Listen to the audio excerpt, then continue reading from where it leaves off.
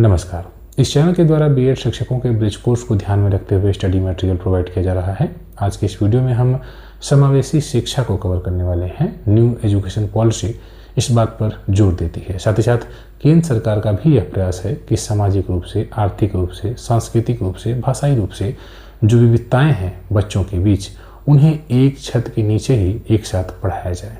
चाहे बच्चा गरीब हो या अमीर हो, चाहे बच्चा किसी भी सामाजिक पृष्ठभूमि का हो, चाहे बच्चा विकलांग हो, फिजिकली हैंडीकैप जिसको आप कहते हैं, वो सभी बच्चे एक छत के नीचे एक साथ पढ़ें, उन सभी का समावेश हो, यही समावेशी शिक्षा है। तो आइए हम आज की शुरुआत करते हैं। समावेशी शिक्षा का अर्थ यही है कि सभी बच्चों को, चाहे वे किसी भी सामाजिक पृष्ठभूमि से हों, आप जानते हैं भारत विविधताओं का देश है।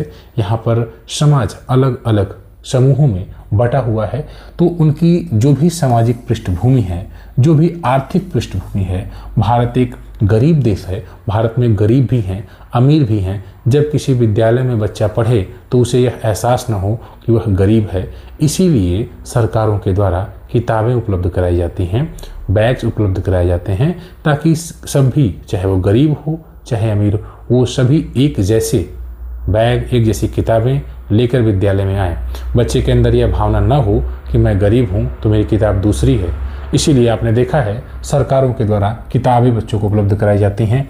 और सांस्कृतिक जो भी पृष्ठभूमि हो, जो शारीरिक बनावट अगर कुछ बच्चों की, जैसे विकलांगता होती है, कुछ जिसको आप फिजिकली हैंडीकैप्ड कहते हैं या डिफरेंटली एबल्ड, अभी एक नया वर्ड यूज़ किया जाता है, उनको भी बौद्धिक रूप से बच्चा इंटेलिजेंट बहुत हो सकता है या पढ़ने में कुछ कमज़ोर हो सकता है, उन्हें या भाषाई रूप से कुछ भोजपुरी बोलने वाले हो सकते हैं, कुछ हिंदी बोलने वाले हो सकते हैं, इन सभी को एक ही शिक्षण वातावरण में समान अवसरों के साथ शिक्षा अगर हम प्रदान कर रहे हैं तो यही हुआ शिक्षा का समावेशन, यानी समावेशी शिक्षा।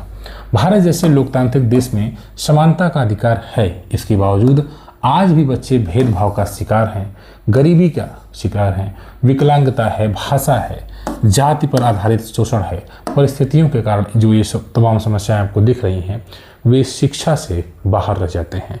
यानी जो मुख्य धारा में उन्हें लाने का प्रयास सरकार के द्वारा किया जाता है वह हो नहीं पाता है। हालांकि यह अभी प्रयास होता है, लेकिन कुछ समस्याएं ऐसी हैं, जैसा गरीबी है, विकलांगता है। जैसे एक बच्चा विकलांग है, चलने फिरने में सफल नहीं हो पाता, बेहतर तरीके से नहीं चल पाता है, तो उसकी पढ़ाई बाधित होती है।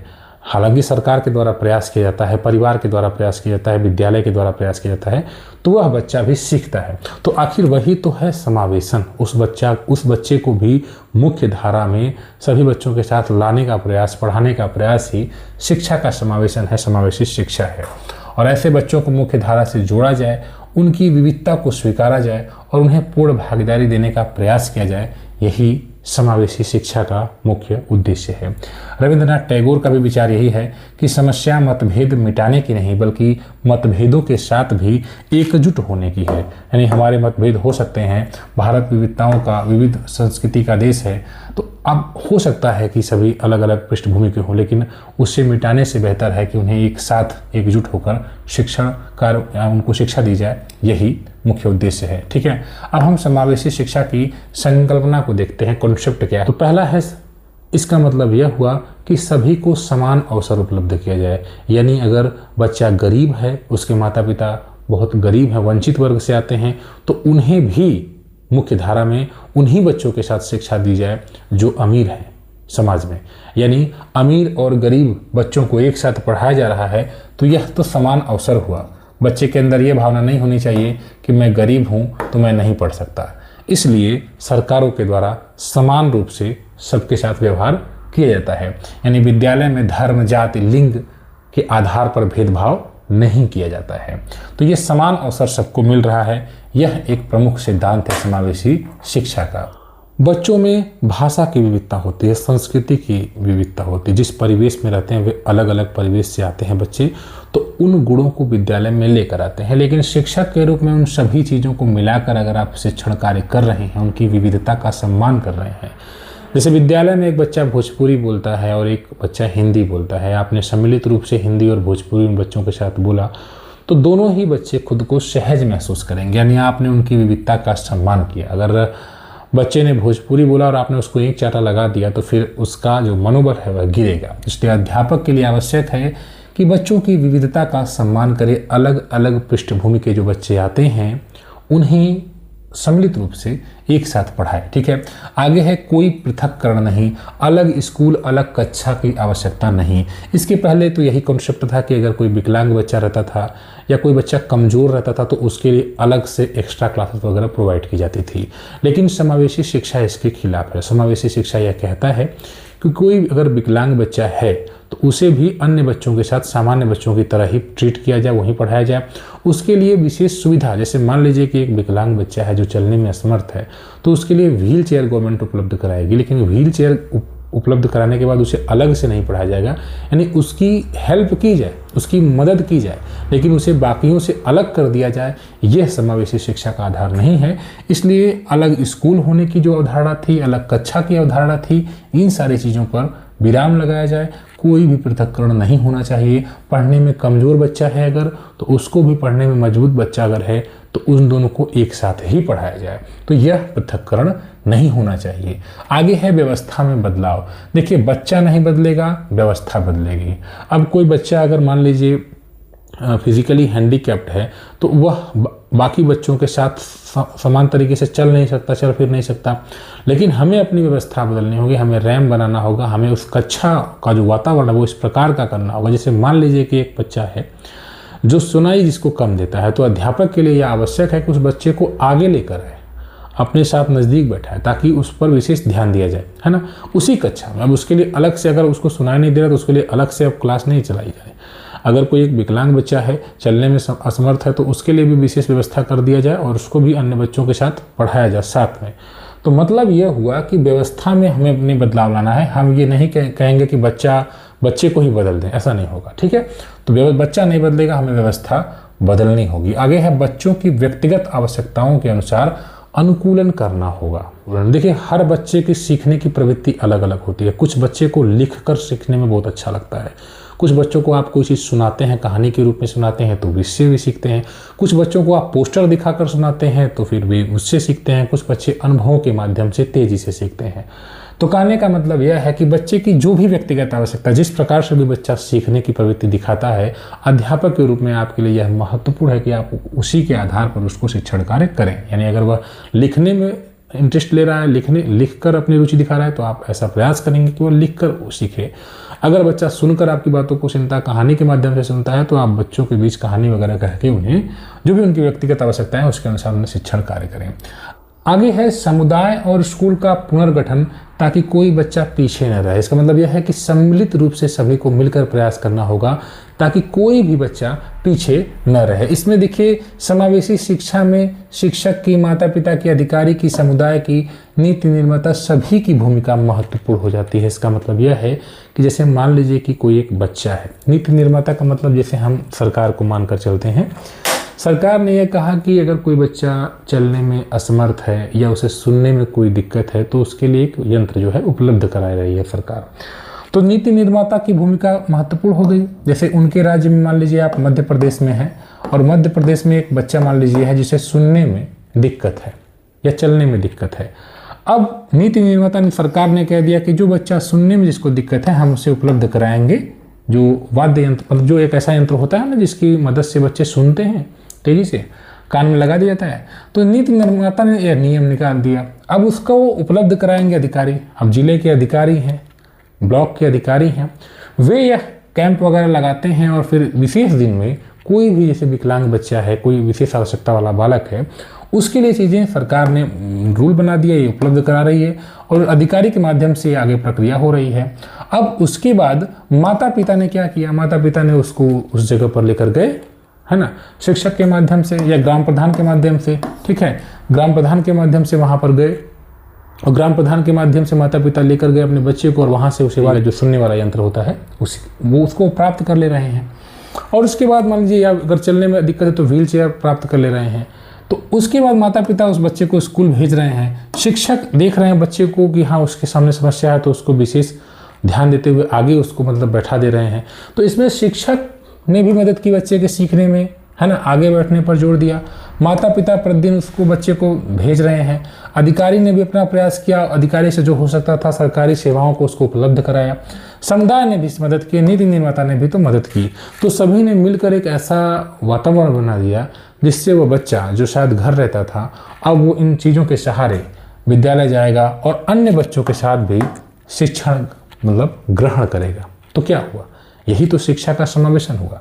भले ही बच्चा, अब जो बच्चा पहले घर बैठा था अब सरकार की मदद से, समुदाय की मदद से, सभी की मदद से वह बच्चा मुख्य धारा में जुड़ता है। तो इस प्रकार से आप कह सकते हैं कि समावेशी शिक्षा में सभी की भूमिका महत्वपूर्ण हो जाती है। आगे है समावेशी शिक्षा की आवश्यकता क्यों पड़ती है, महत्व क्या है। देखिए, मानवाधिकार, सामाजिक दृष्टि और मनोवैज्ञानिक दृष्टि, 3 रूपों में हम इसको देखेंगे। जैसे हर मनुष्य का अधिकार है ना, भले ही वह गरीब है, अमीर है, चाहे उसकी जो भी संस्कृति रही हो, चाहे उसके सामने कोई मतलब वो फिजिकली डिसेबल्ड हो, कोई भी उसके सामने समस्या हो, लेकिन उसका एक मनुष्य के नाते अधिकार है कि उसको शिक्षा मिलनी चाहिए। ये संवैधानिक अधिकार भी है, हमारे संविधान में उल्लिखित है। इसलिए चूंकि मानवाधिकार के स्तर पर देखा जाए तो भी शिक्षा हर बच्चे का मूल अधिकार है। आरटी एक्ट भी इस बात पर जोर देता है। माता पिता का भी यह कर्तव्य है कि उनके बच्चे को शिक्षा प्राप्त हो। इसलिए मानवाधिकार के स्तर पर भी यह आवश्यक है कि शिक्षा हर बच्चे को मिले। और आगे है, कोई भी बच्चा क्षमता, आर्थिक स्थिति, यानी कोई बच्चा गरीबी अगर देख रहा है, उसके माँ बाप गरीब हैं, या भाषा या लिंग के आधार पर या विकलांगता के आधार पर बाहर नहीं किया जा सकता, है ना। लिंग के आधार पर भेदभाव नहीं हो सकता, लड़का है या लड़की से क्या फ़र्क पड़ता है, भाषा वो क्या बोलता है, इन सभी को एक साथ पढ़ाया जाए, शिक्षा ग्रहण कराया जाए। बच्चे की जो क्षमता है, जैसे कुछ बच्चे पढ़ने में बहुत तेज होते हैं, कुछ पढ़ने में थोड़े कमज़ोर होते हैं, तो एक शिक्षक के रूप में आपके लिए आवश्यक है आप दोनों को साथ में लेकर चलें। जैसे शिक्षक देख लेते हैं तो ये बच्चा कमज़ोर समझ लेते हैं तो उसको नहीं पढ़ाते हैं या ध्यान नहीं देते हैं उस पर, चलो उसको आएगा बाद में। जो बच्चा इंटेलिजेंट दिखता है उसी पर ज़्यादा फोकस करते हैं। तो ऐसा नहीं होना चाहिए, सभी बच्चों को समान मौका मिलना चाहिए। हम शोध से भी प्रमाण होता है कि समावेशी वातावरण में बच्चे बेहतर सीखते हैं। आप स्वयं देख लीजिए कि अगर आपको अध्ययन करना है, आप अकेले बैठकर अध्ययन कर रहे हैं और 4 लोगों के बीच बैठकर अध्ययन कर रहे हैं एक साथ, तो अब जब 4 लोगों के साथ मिलकर अध्ययन करेंगे तो एक कंपटीशन की भावना होगी, एक ऐसा परिवेश आपको मिलेगा कि आप उठना भी चाहेंगे तो देखेंगे बगल वाला पढ़ रहा है तो आप भी पढ़ेंगे। तो समावेशी शिक्षा में भी तो यही हो रहा है ना। आप दूसरे को, जैसे एक मान लीजिए एक गरीब बच्चा है, विद्यालय में जा रहा है, उसके लिए अलग व्यवस्था मान लीजिए हो गई कि तुम गरीब हो, तुमको अलग जगह पढ़ाया जाएगा, या तुम हिंदी बोलते हो या संस्कृत बोलते हो, तुमको अलग पढ़ाया जाएगा। इस प्रकार से अगर बच्चे के बीच भेदभाव होगा तो फिर वो बच्चा पहले से ही होपलेस हो जाएगा, डीमोटिवेट हो जाएगा। अगर बच्चे से कहा जाए कि तुम विकलांग हो, तुम्हें सुनाई नहीं देता, जाओ तुम दूसरे क्लास में बैठो, तो फिर उस बच्चे के अंदर अपने प्रति हीन भावना, फिर जो एक स्वयं के प्रति हीन भावना आ जाएगी, तो ऐसे में वह बच्चा सीखने की प्रवृत्ति नहीं दिखाएगा। इसलिए यह जो हमारी समावेशी शिक्षा है वो इसी बात पर जोर देती है कि इन सारी चीज़ों को देखे बिना सबको एक साथ पढ़ाया जाए, आगे बढ़ाया जाए। सभी संसाधनों का सर्वोत्तम उपयोग, क्योंकि अलग अलग स्कूल खोलने की ज़रूरत नहीं होनी चाहिए इसमें, ठीक है।